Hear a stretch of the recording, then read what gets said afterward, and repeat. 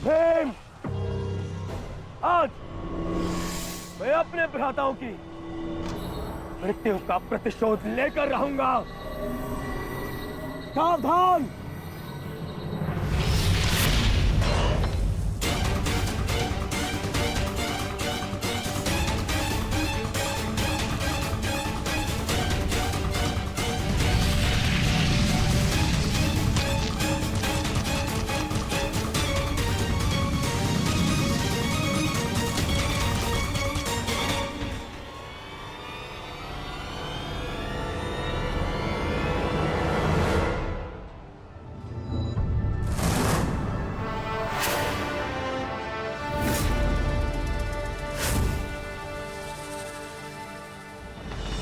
आपका प्रतिशोध पूर्ण हो ना हो, परंतु मेरा प्रतिकार आज अवश्य पूर्ण होगा।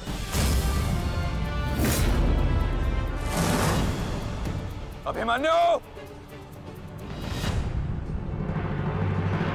दो योद्धाओं के बीच में आना युद्ध नियमों के विरुद्ध। 6 महारथियों ने अकेले ताचरी भीम को घेरा है। नियम तो आपने भंग किया है, तो अब यह अधिकार मुझे भी है।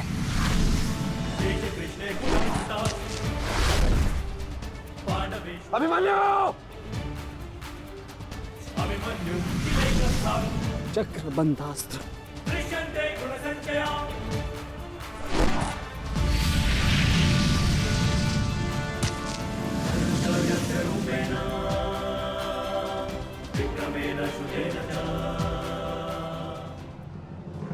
अभिमन्यु,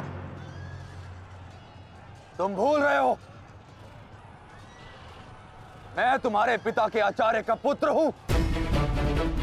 चक्रबांध अस्त्र का तोड़ मैं जानता हूं। चक्र विपरीत अस्त्र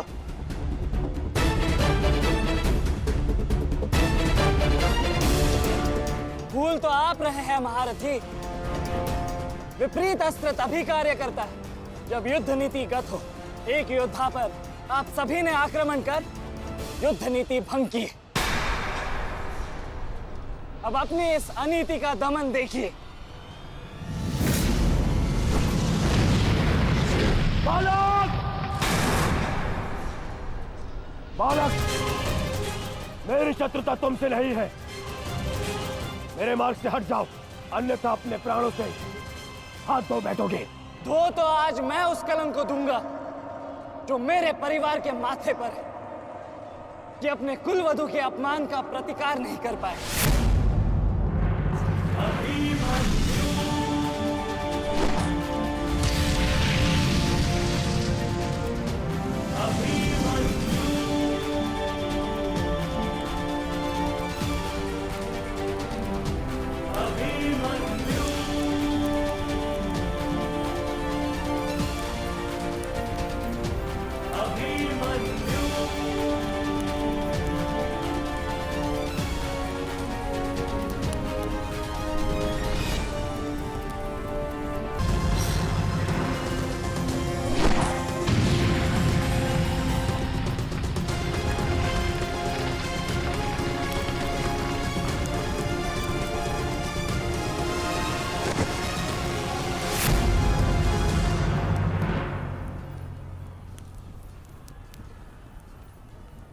अनुभव करो इस ज्वाला को युवराज दुर्योधन। ये वही ज्वाला है जो इतनी वर्षों से मेरी माता के हृदय में धधक रही है।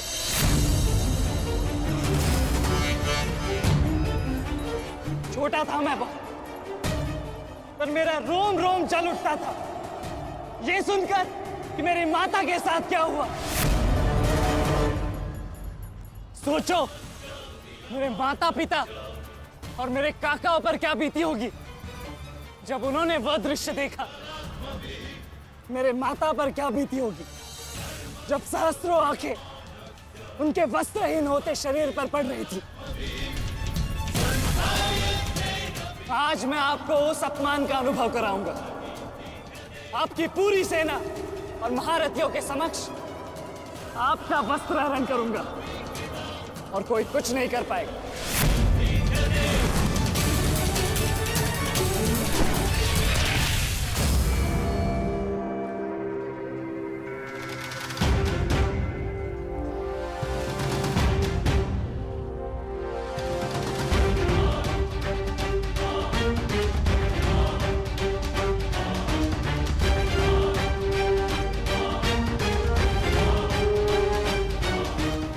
अनुभव करो उस अपमान का, अनुभव करो उस वस्त्र हरण से हुए अपमान का जो आप सभी ने किया। नदी जब सीमा तोड़ती है तो बाढ़ आती है। आज आपकी पाप की धारा की बाढ़ में आप स्वयं बह जाएंगे काकाश्री।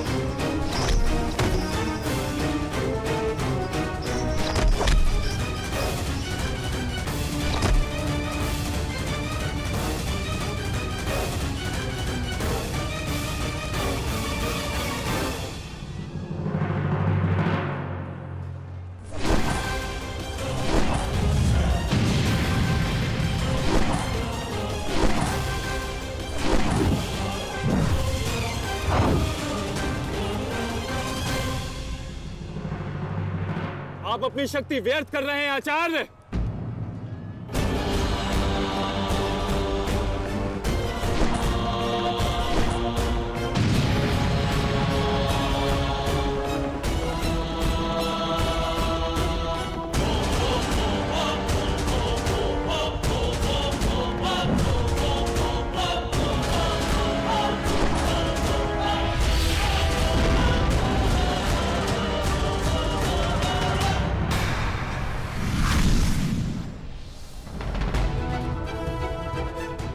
दुर्योधन को मेरी सहायता की आवश्यकता है।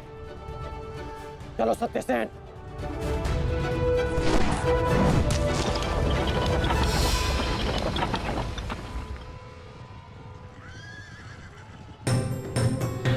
कहां चले अंगराज?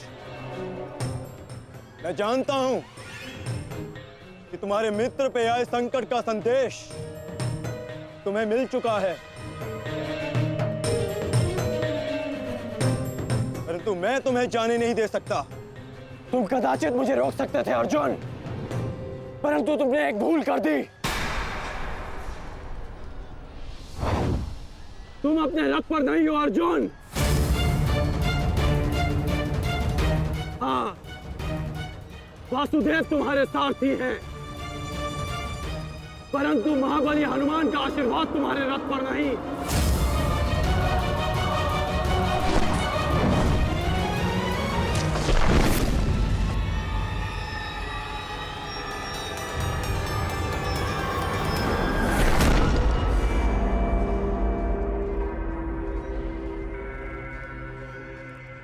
चलो।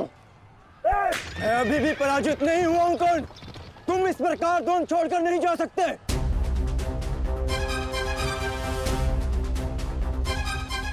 तुम युद्ध के नियम भूल रहे हो अर्जुन।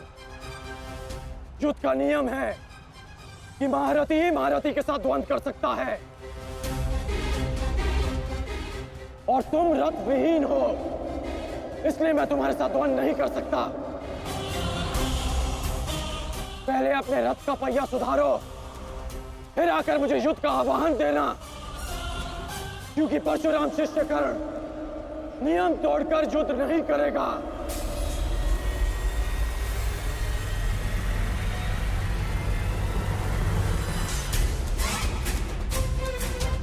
चलो सत्यसेन।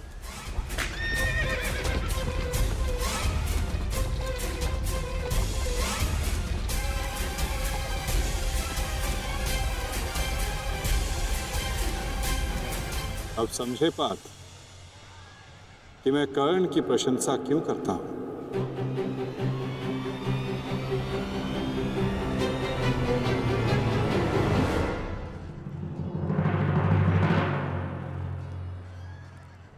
मानता हूं कि आपका वध करना काकाश्री की प्रतिज्ञा थी।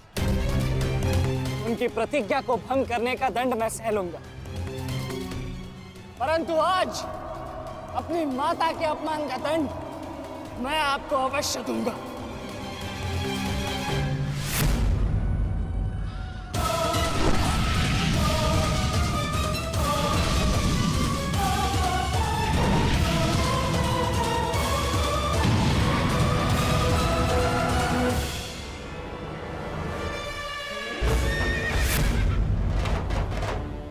किसी की प्रतिज्ञा टूटे पर मेरी प्रतिज्ञा नहीं टूटेगी अभिमन्यु। और मेरी प्रतिज्ञा है कि जब तक मैं जीवित रहूंगा मेरे मित्र के प्राण नहीं जाएंगे।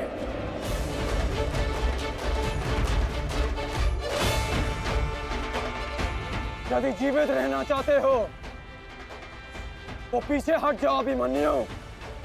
आप भूल रहे हैं अंगराज कि मैं किसका पुत्र हूँ। पीछे हटने के बारे में सोच भी नहीं सकता।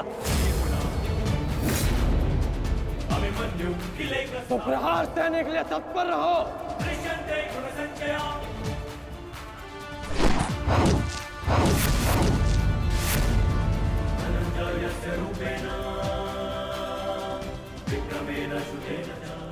ये मेरे लिए पर्याप्त नहीं अंगराज।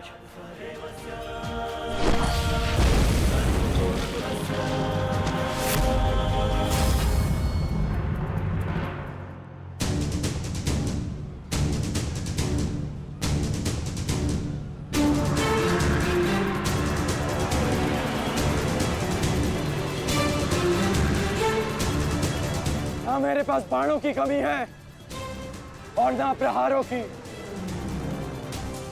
ये अंतिम अवसर है अभिमन्यु, लौट जाओ।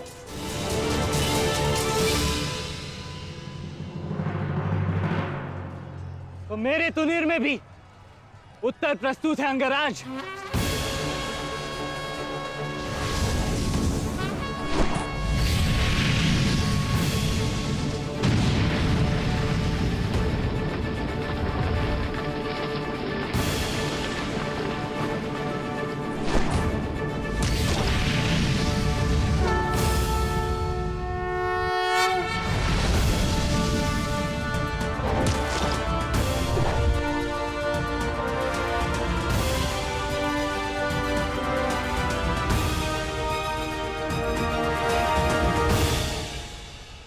मैं तुम्हारा सामर्थ्य स्वीकारता हूं।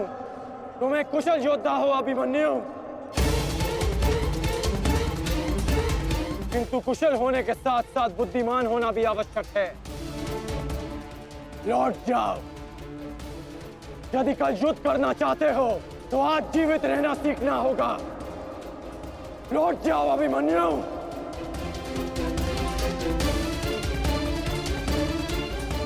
एक योद्धा के लिए आज या कल नहीं होता अंगराज। उसके लिए केवल वो ही पल होता है जिसमें वो मृत्यु के सामने खड़ा होता है।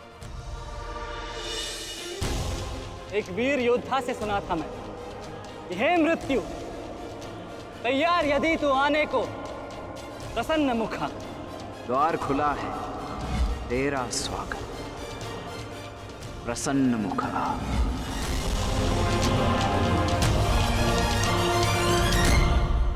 मुझे रोकने का अब केवल एक ही अस्त्र है आपके पास। यह आपको मेरा वध करना होगा। तो लीजिए अंगराज, अपने पुत्र के मृत्यु का प्रतिशोध लीजिए। आपके समक्ष आज वो योद्धा खड़ा है जिसके पिता ने आपके पुत्र का वध किया था। प्रतिकार कीजिए अंगराज, रुके क्यों है? क्योंकि जो पीड़ा मैंने सही, मैं नहीं चाहता कि वो पीड़ा मेरा शत्रु भी सहे। कृष्ण ने अपना विकल्प स्वयं चुना था। वो रणभूमि छोड़कर जा सकता था, परंतु उसने मृत्यु चुनी। गर्व है मुझे तुम जैसे युवा योद्धाओं पर, जो अपना कर्तव्य पूर्ण करने के लिए सदैव तत्पर रहते हैं। मैं जानता हूं कि तुम पीछे नहीं हटने वाले अभिमन्यु, परंतु मुझे भी अपना कर्तव्य पूर्ण करना है।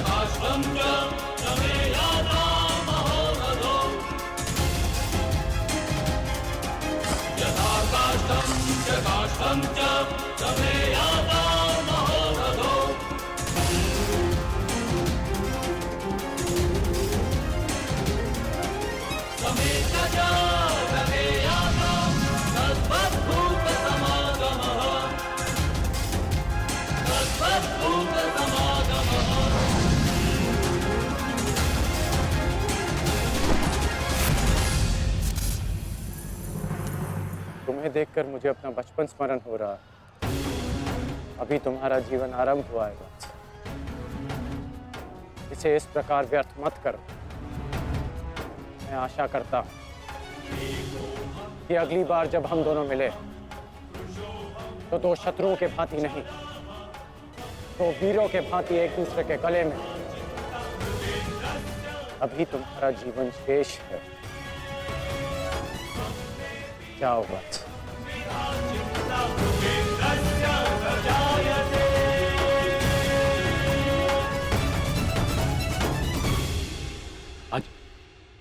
आज कौरवों की विजय हुई है गांधारी। पांडवों की एक अक्षुणी सेना को ध्वंस कर दिया है हमने आज। भीम हमारे एक भी पुत्र को क्षति नहीं पहुंचा पाया, एक भी।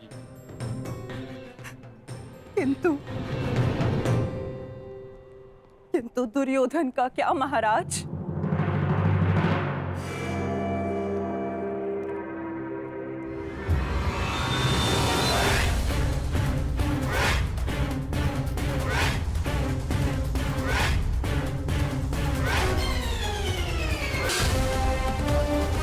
मित्र,